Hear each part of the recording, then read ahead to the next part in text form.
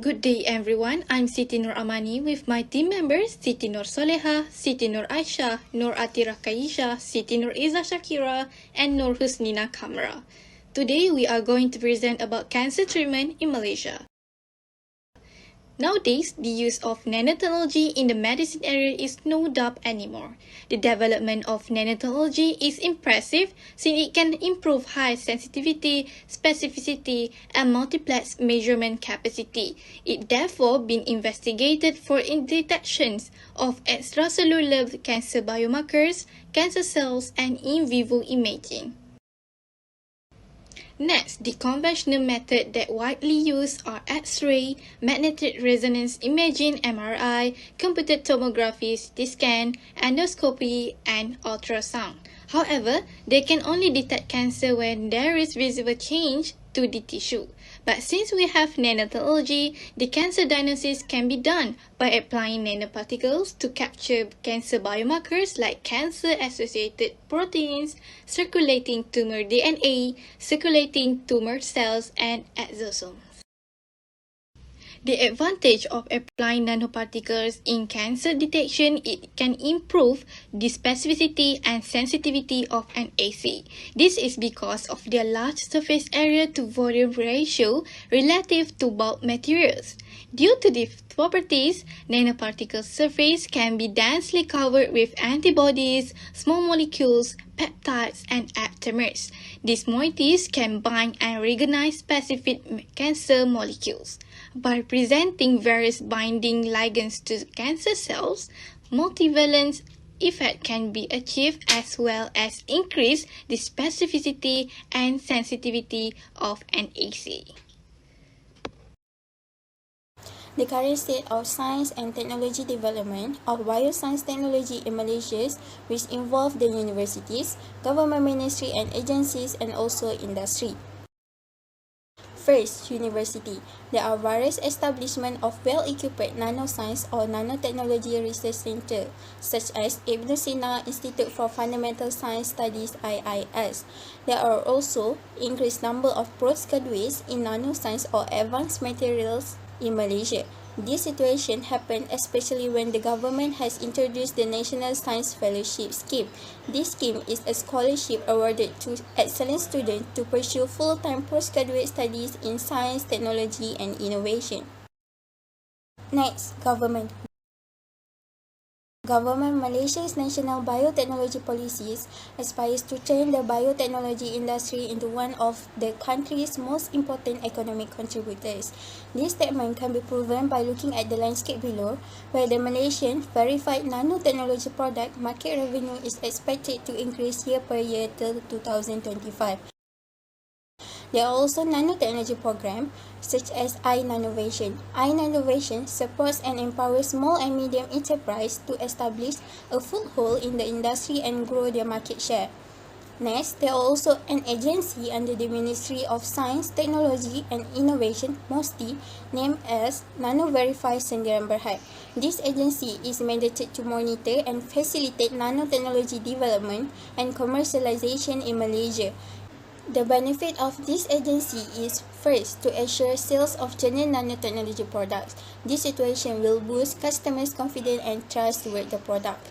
Second, it will create greater market acceptance toward the product in other countries. Next one, industry. Nanomedicine produces precise solutions for disease prevention, diagnosis, and also the treatments. By nanotechnology, a better imaging and diagnostic tools has been produced. Moreover, recently, nanotechnology researchers are working on a number of different therapies and also looking at ways that nanotechnology can improve vaccines, including how vaccine delivery can happen without the use of needles. I am Atira Kaisha. So next, I'm going to talk about the current state of science and technology development of nanotechnology in cancer treatment in Malaysia. For university section, firstly, researchers from the International Islamic University Malaysia have developed a tumor biosensing chip that can help determine the optimum dosage of chemotherapy for a cancer patient. The miniature chip uses cells derived from cancer patients to screen reactions to different drugs and dosage. It measures the growth and death of cancer cells electronically, and the results are transmitted wirelessly in real time.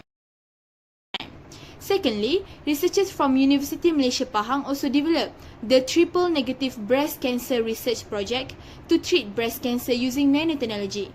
They produce anti-cancer drug that has the potential to detect and treat TNBC more effectively. The formulation is good compared to conventional medicine as the dose of nanomedicine used is much lower by targeting predict release. This anti-cancer drug is formulated in the form of nanoparticle fluid. Nanomedical applications will help the delivery of the anti-cancer drug directly to cancer cells without affecting normal cells.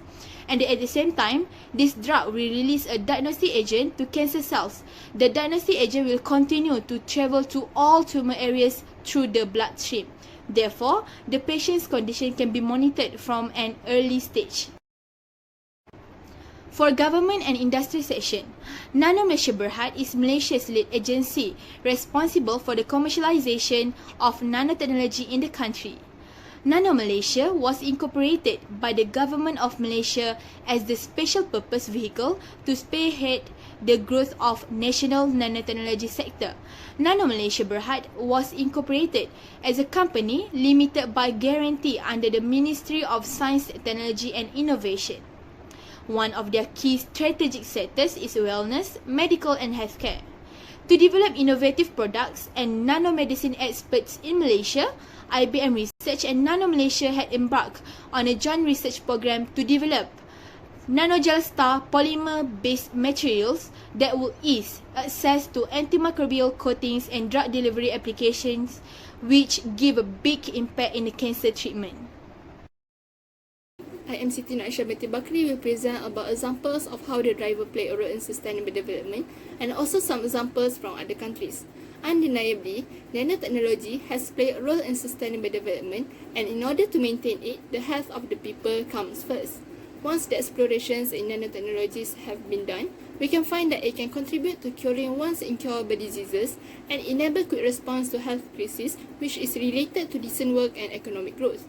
This contributes to healthier workforce and produce more productive labour forces due to less hospitalisation, career interruptions, and school and work absenteeism.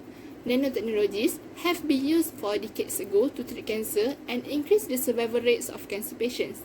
Early detection is crucial to treating cancer. However, it is hindered by the intrinsic limits of conventional cancer diagnostic methods.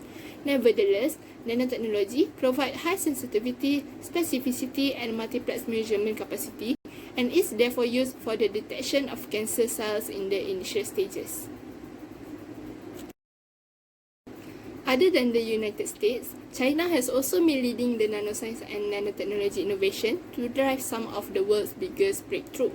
In July 2020, an international team of researchers led by Chinese scientists had successfully developed CRISPR, or known as Cas9, a gene editing tool capable of targeting, penetrating, and altering cells to treat some single gene disorders as well as some forms of cancer. Other than that, scientists at China's Nanjing University also had developed nanoparticles to target and destroy abnormal proteins known to cause breast cancer by reducing the size of the tumors by half. Thank you, Aisha. I'm Izzah Shakira and will explain about the challenges in developing and implementing the nanotechnology inside of Malaysia.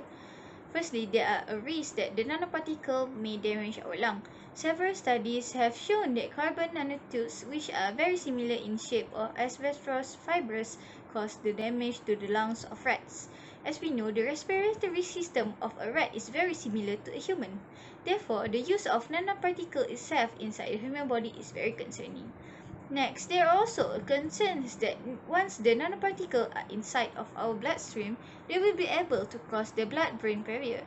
This is because in some studies, the nanoparticles has been shown to lead to brain damage in fish and dog as they inhale carbon nanotubes that can suppress the immune system by affecting the functions of T cell. The third challenge in developing and implementing the nanotechnology is that the nanoparticle can cause pollutions. The pollution caused by the nanotechnology is known as the nanopollution. This kind of pollution is very dangerous to living organisms. Next, the other challenges in developing and implementing the nanotechnology inside of Malaysia is that the limitations of available imaging techniques used to evaluate the morphology of liposomal formulations. Validating and controlling the morphology of nanoparticle is important for clinical translations. However, it is generally difficult to control the imaging technique of the nanoparticle as well as it is not well organized. Moreover, the nanodrugs are significantly more expensive to manufacture than conventional medicines. The overall cost effectiveness in comparison to current therapies are also not looking so good. I think that's all for the challenges part in developing the nanotechnology. I will be passing the floor to my friends, Husnina Kamra. Thank you, Iza Shakira. Hello everyone, my name is Nur Husnina Kamra and I will be presenting on recommendations on how Malaysia should move forward with nanotechnology in cancer treatment. Firstly, Malaysia should improve in integration of technical and human capital infrastructure. The most crucial component to the success of nanotechnology is human capital. In summary, the Nano Malaysia Centre (NMC) requires an internationally competitive level of technical and human capital infrastructure to warrant success in the R&D. The management, application and implementation of nanotechnology in the industry in the next 10 years require highly skilled human capital and nanotechnologies. Therefore, the proactive medium-term plan of the Nano Malaysia Program (NMP) is to encourage public universities to offer undergraduate degree programs in nanoscience and nanotechnology in addition to the existing postgraduate programs. The establishment of Malaysian Nanotechnology Industrial Group (MNIG). MNIG will be established to bring together nano industry players in Malaysia and be the voice of the local nano industry.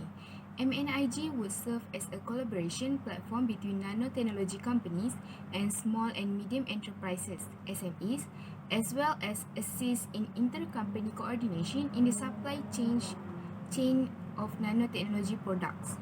MNIG will be the best platform towards the involvement of more industries in the field of nanotechnology to be able to penetrate the international market. The contribution of SMEs in the nanotechnology industry provides many socio-economic benefits to keluarga Malaysia that is creating 33,391 job opportunities besides contributing 151.5 billion ringgit Malaysia to gross domestic product. Other than that, enhancement of nanotechnology R&D activities. A growing number of groups are actively involved in nanotechnology R&D in Malaysia, the majority of which are from the higher learning and government research institutes. The committed support from the government seen in the increased R&D funding to Science, Technology and Innovation Ministry (MOSTI) for nanotechnology R&D enable the growth of a significant number of groups pursuing nanoscience and technology research. Lastly, public awareness. A successful campaign must be promoted towards greater public awareness on the impact of nanotechnology in the future economy, society and environment. Specific programs, which include seminars, public talks and exhibition, are organized in order to inculcate nanotechnology culture to the society. That's all from our group. Thank you.